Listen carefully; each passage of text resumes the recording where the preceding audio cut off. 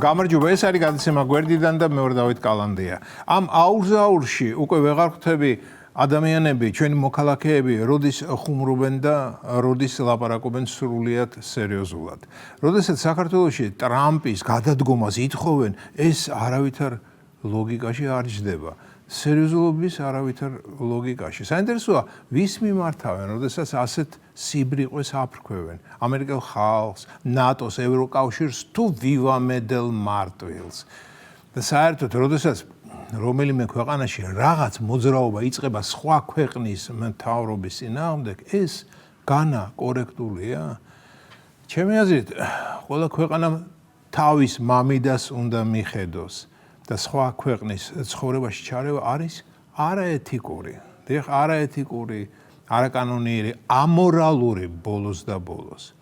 აქ ჩვენთან რომ ჩამოდიოდნენ ევროპელი მაყურებლები, მე ახლა ჟარგონის ენით ვამბობ, ევროპელი მაყურებლები მიტინგებსა და ბრიყულ აქციებზე რომ იდგნენ და ითხოვდნენ ქართველი ერის გამოფხიზლებას. ისინი ხომ ყველა ჩვენ გვაყენებდა შეურაცხყოფას, ეს არის შეურაცხყოფა და უფრო მეტიც, მაგრამ მიმაჩნია რომ პირველ რიგში ისინი თავის ქვეყანას შეურაცხყოფენ.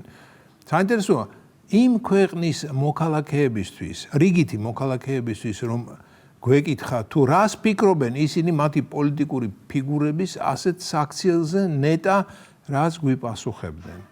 თუკი ის რიგითი მოქალაქეებიც ჩვენ რატომღაც ზემოდან გვიყურებენ, როგორც ზოგიერთი ბალტიისპირელი ჩინოსანი გვიყურებს, მაშინ შეიძლება გვიპასუხონ, რომ სრულიად ამართლებენ თავიანთი მინისტრისა თუ რომელიმე ბიუროკრატის თავხედობას. და თუ წესიერი გონიერი და ობიექტური ადამიანია, ის რასაკვირველია დაგმობს თავისი პოლიტიკური ფიგურის ასეთ საქციელს. წარმოგიდგენიათ მაგალითად თინათინ რუხაძე, ჩვენი კულტურის მინისტრი, რომ ჩასულიყო სიტყვაზე პოლონეთში და იქ რაიმე სახის ანტისახელმწიფოებრივ საპროტესტო აქციაში მიიღო მონაწილეობა. ეჭვი მაქვს, რომ პოლონეთის მთავრობა მას პერსონა ნონ გრატად გამოაცხადებდა. და ჩვენ რატომ არ ვიქცევით ასე? ვისი გვეშინია? მორჩა ის დრო, როდესაც ვიღაცის გვეშინოდა. ახლა სხვა ვითარებაა და საქართველოს ნამდვილად გაუმარ ჯოს. კარგი, ის უცხოელი ვიზიტორები იქით იყვნენ, ისინი მოდიან, ჩვენ კი ვრჩებით და ვაგრძელებთ ერთ ქვაბში ხარშვას. და ამ ქვაბში ბევრი საინტერესო რამ ხდება. როგორ ეჭიდებიან ჩვენი ოპოები სრულიად უინტერესო, უინტელექტო, არაქარიზმატულ ფიგურებს. იმდენად სუსტ და ცარიელ ფიგურებს, რომ ესპანური სირცხვილი მეუხლება ხოლმე. ოღონდ იმ ფიგურამ ხმამაღლა იყიროს და მეტნაკლებად ცნობადი სახე ჰქონდეს და მას უყურებენ როგორც სპარტაკს. მაგალითისთვის ნანუკა ჟორჟოლიანი ავიღოთ. ჩემი გაგებით ნანუკა ჟორჟოლიანის პატალოკი, ანუ ზედა ზღვარი, არის აქციებზე ლობიანის ან ხაჭაპურის ან მზესუმზირის დარიგება გაყიდვა, რასაც ის მგონი ახერხებდა კიდეს. არ ვიცი რამდენი წარმატებით, მაგრამ საჩივარი როგორც ვიცი არ შემოსულა.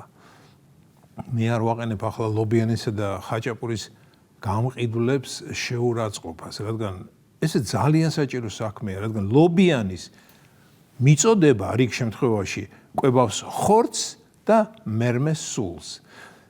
რაც მე ამ ნანუკას პერფორმანსები მინახავს, უსუსურობის გრძნობის მეტი არაფერი განმიცდია. მაგრამ ვიღაცას მოწონს, ვიღაც ნაცმა არ მახსოვს ვინ ჟორჟოლიანის პრემიერ-მინისტრობა ინატრა. იმედია რომ იხუმრა, თუმცა ნაცის ხუმრობა ვერ ცდება ვანო ჯავახიშვილის ვითომ და კუთხურ კილოურ იუმორს, რომელსაც იუმორთან ისეთივე კავშირი აქვს, როგორც მე სარგასის ზღვასთან, ანუ არავითარი. და არაა გამორიცხული, რომ იმ ნაცს მართლა უნდოდა ჟორჟოლიანი პრემიერ-მინისტრად. ლენინის სიტყვები მახსენდება, ნებისმიერმა მზარეულმა ქალმა სახელმწიფოს მართვა უნდა იცოდესო. თუმცა სინამდვილეში ლენინს ეს არ უთქვამს, ეს ფეიქ ციტატაა, მაგრამ ჩვენს რევოლუციონერ ნაცებს ეთყობა მოეწონათ ლენინის ეს გამოთქმა და ნანუკაზე მოუნდათ მისი განხორციელება. ნაცების რა მიკვირს, როდესაც თვით ცფიერი გია ხუხაშვილისგან გავიგე, რომ პრინციპში ნანუკა ჟორჟოლიანი ახლა არის ნამდვილი ლეგიტიმური ფინანსთა მინისტრი, რომელიც ბევრად უფრო მიზნობრივად და ეფექტურად ემსახურება საზოგადოებრივ საჭიროებებს, ვიდრე ოცნების ფინანსური ყულაბაო. ისე კი წარმოვიდგინე ნანუკა ჟორჟოლიანი პრემიერ-მინისტრი რომ იყოს და მაგალითისთვის აეროპორტში აშშ-ის პრეზიდენტი ჩამოდის, ნანუკა მას ხვდება ლობიანით ხელში, უყვება სკაბრეზულ ანეკდოტს და მერე იცნის თავისი განუმეორებელი სიცილით. მაქვს ეჭვი რომ აშშ-ის პრეზიდენტი ადგილზევე მოტრიალდებოდა და თვითმფრინავში აბრუნდებოდა, ისე რომ ლობიანსაც არც გასინჯაოდა. ჩემო არა მეგობარო ნაცევო, თქვენს თავს ეცით პატივი, ჯერ დაფიქრდით და მერე ილაპარაკეთ და სერიოზულად ნუ განადიდებთ ისეთ პერსონაჟს, რომელსაც ადრე თქვენს ქუჩაზეც არ გააჭაჭანებდით. ეს იყო გადაცემა გვერდიდან და მე ვარ დავით კალანდია.